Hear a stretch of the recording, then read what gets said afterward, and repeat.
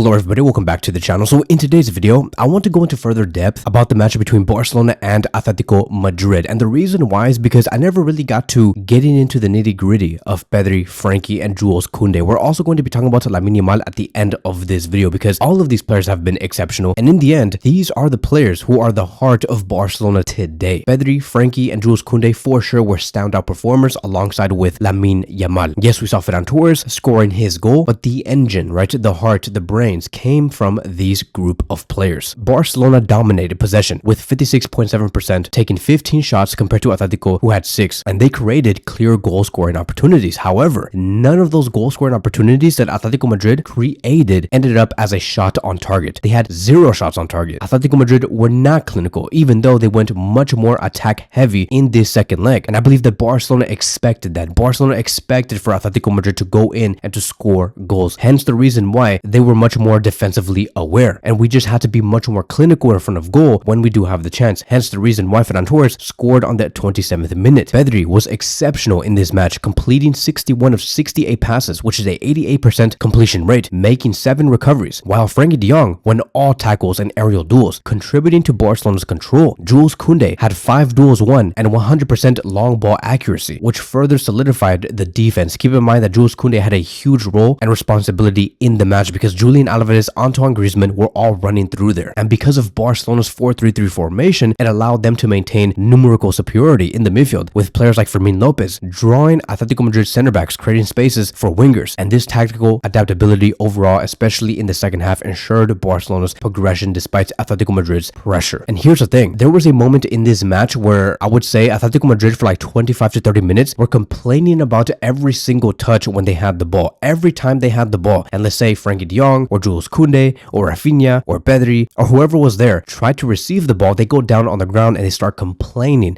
and they act like they have been fouled, and the ref was just giving these players the foul. And the reason why Atletico Madrid were trying to do that was because they wanted to slow down the play of Barcelona. They did not want to give Barcelona the momentum because they knew that if they tried to handle those touches or that physical battle to get the ball, Barcelona would eventually win and it would be Barcelona's game, and Atletico Madrid did not want to do that. I believe that Diego Simeone told the players that once one of the players tried to get the ball, just fall to the ground. Stop Barcelona from maintaining any sort of attacking momentum. But here's the thing, I think that Hansi Flick also thought about this and he said, okay, we have to readjust. Atletico Madrid do not want to play. They want to slow down our momentum because we want to play. So if they're going to do that, then screw it. We're going to be making certain adjustments in the second half to make sure that Barcelona do not lose their defensive focus if Atletico Madrid want to have more of the ball. Because let me tell you, in the first half, we had like 70% of the possession. In the second half, we had about 55% of the possession. Barcelona and Hansi Flick were okay with losing the possession in the second half compared to the first half, and that is because Barcelona became much more defensive centric. And ultimately, the seed of all this, the root of this whole problem, was because Atletico Madrid did not want to play. And that is the reason why they kept falling to the ground. In terms of fouls, according to the ref, Barcelona had 22 fouls. Atletico Madrid had 11. So Barcelona doubled the amount of fouls compared to Atletico Madrid. That is insane, but that was the game plan. Atletico Madrid knew that in terms of pure football, they could not defeat Barcelona. But going back to our main players, when Barcelona had the ball, and especially in the first half, Pedri, Frenkie, and Kounde were beating Atletico Madrid to the ground. Pedri, with his playmaking skills, he was instrumental. 77 touches, 61 out of 68 passes were completed, 1 key pass, 6 out of 9 long balls, 3 out of 4 duels won, 7 recoveries, and he was dispossessed 0 times.